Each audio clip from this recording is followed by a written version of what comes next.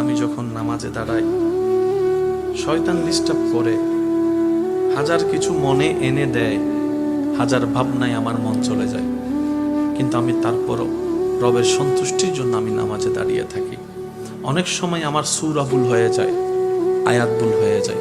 অনেক সময় তো এমনও হয় 2 রাকাত পড়ছি কিনা 3 রাকাত পড়ছি, এই টেনশনের মধ্যেও চলে যায়।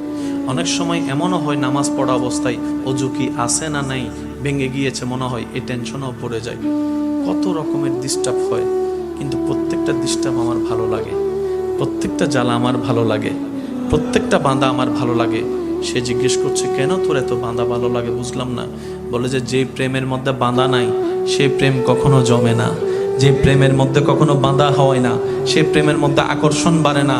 শয়তান চেষ্টা করে আমাকে বিভিন্নভাবে প্রলোভন দেখিয়ে রবের রহমতের দরবার থেকে সরিয়ে রাখতে, আর আমি আমার শক্তি দিয়ে, ঈমানি বল দিয়ে, মহাব্বতের টান দিয়ে আমার সমস্ত কিছুকে পিছনে ফেলে আমি রবের দরবারে দাঁড়িয়ে থাকি, রবের দরবারে দাঁড়িয়ে থাকি। আমাকে শয়তান এমনও পর্যন্ত বলে, এত কিছু চিন্তা করলে এমন ইবাদত কি রব কবুল করবে? কখনোই করবে না, এমন টেনশনে ঢুকাই দিয়েছে।